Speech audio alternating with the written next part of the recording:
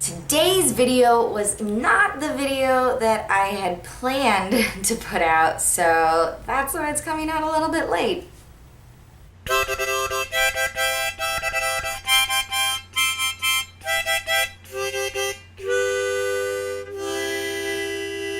Traveling with US Airways on Sunday, October 20th, 2013, I experienced some of the absolute worst customer service I have ever experienced at an airline. If you want to read my blog post, I've included it down in the description. My boyfriend and I arrived at LaGuardia Airport to fly home on Sunday and went to the full-service check-in counter for US Airways. I handed my credit card that I booked the flight with to the woman, as well as my ID and my boyfriend's ID. It's been my experience that if you hand the agent all of those things, that's everything that they need to get everything started, and it's just nice to have it out for them. So I did. She took all of the things from me, but didn't swipe the card, and was just like, "Where are you going?" "Los Angeles." "Through where? What time?" I'm trying to figure out what it is, and she starts rattling off all these different things that it could potentially be until like one rings a bell for me. She kind of acted like we were an inconvenience. Whatever, move on. Our tickets for our two flights. The first one that is like 45 minutes, we are sitting next to each other. Great. So we go to the next one, and we are sitting like 7 rows apart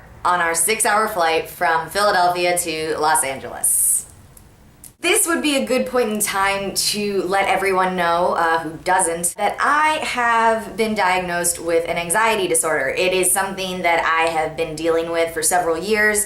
I'm currently on medication for it. I've gone to therapy. I'm definitely heading in the right direction. But flying is one of those things for me that no matter what precautions I take, I still get a great deal of anxiety about it. One of the things that's really helpful for me is being able to sit next to someone I know and not next to strangers, because a lot of my anxiety actually has to do with people. We're like, we'll just go through the security line, we'll go to our gate, and we'll see if somebody can help us. We get to our gate, and there's no agent there.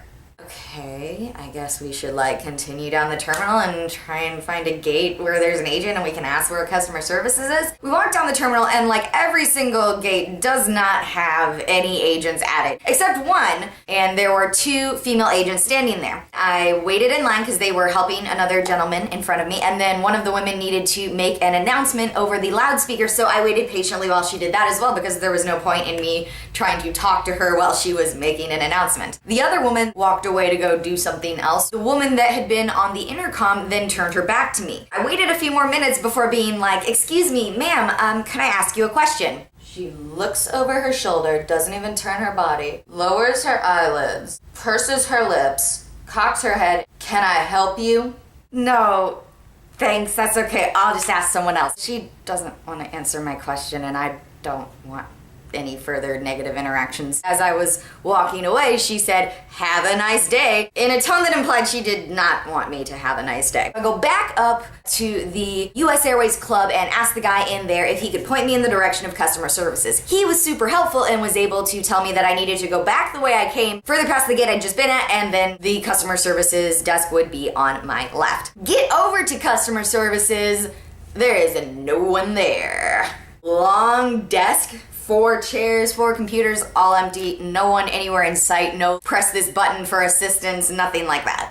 I'm kind of freaking out. My boyfriend decides to knock on the door to the right of the desk to see if there's maybe someone in there. This woman opens the door a few inches, doesn't even come out all the way to speak to us. Sean asked if there was anyone there that could help us at customer services, and she said that no one was there right now. She then told us to go back to the gate that our plane was supposed to be leaving from, and that the agent there would be able to help us. She started to close the door on me, and I told her that there was not an agent there, that I had actually gone there first. Once again, I felt like I was being an inconvenience, but she agreed to call someone for us before shutting the door in our faces. At this point, I am so frustrated and upset and just not knowing what to do. I slumped down on the floor in front of the customer services desk and just cried for a minute. This dude comes by, he goes behind the desk, and Sean asks him, "Oh, hi sir, would you be able to help us with something customer services related?" "Not right now." Okay. He picks up the phone and then proceeds to talk to another US Airways employee about how he didn't want to get blamed for something that had happened, and if someone was going to get blamed, it was the person on the other end of the phone. Essentially, he decided to come to customer services and help himself before helping me, the customer.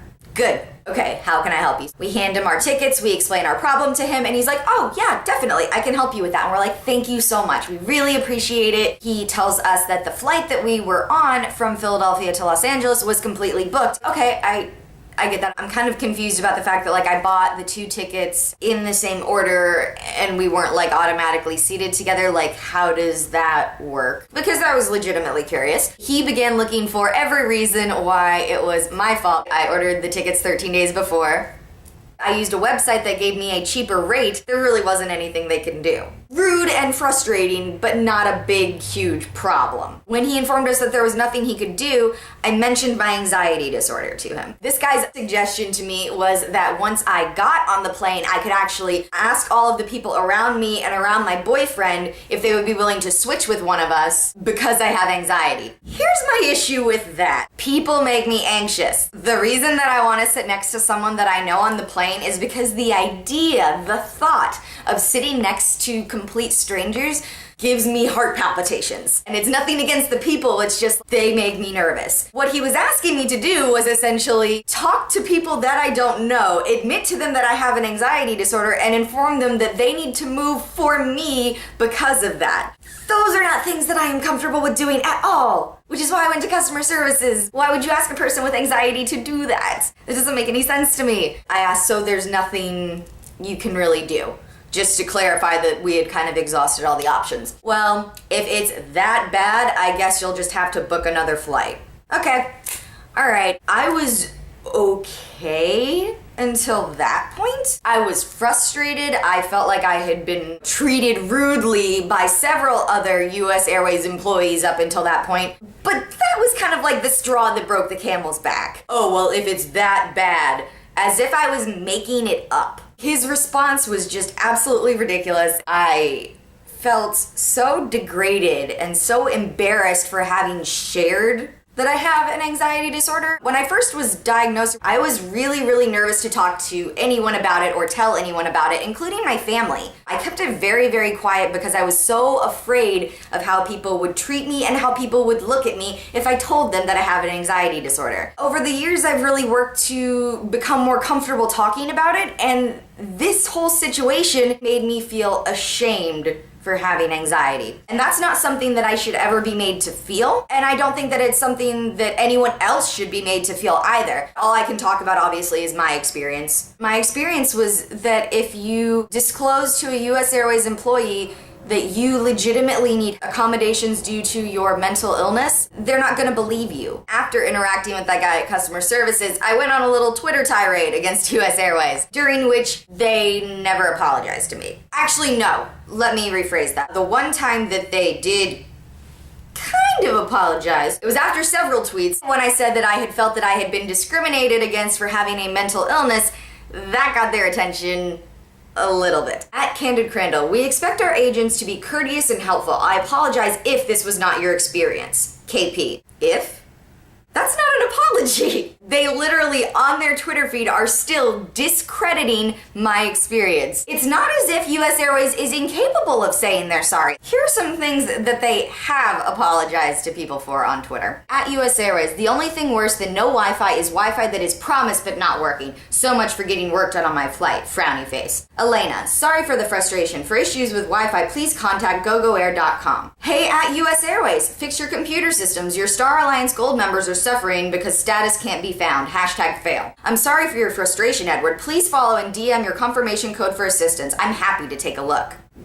At US Airways, alas, the very day I sign up for your frequent flyer program, it takes me 7 hours to get from ORF to PVD, ? Frowny face. I'm sorry for the frustration and inconvenience, Sultan. I appreciate your patience with US. Please have a great day. So I guess maybe if I was a Star Gold Alliance member, or if I was having problems with their internet, they would be able to apologize for that. I feel like it's extremely important to share this and be vocal about it, because anxiety and mental illness are things that a lot of people suffer in silence with. I have a great deal of anxiety about sitting here and making this video, and about the post that I made and the fact that there are going to be people who tell me that I'm wrong and tell me that I just need to suck it up. That just further proves my point. We need to be able to talk about mental illness in a much more open and accepting manner. This whole thing has just been kind of like a baffling experience for me because as it was happening,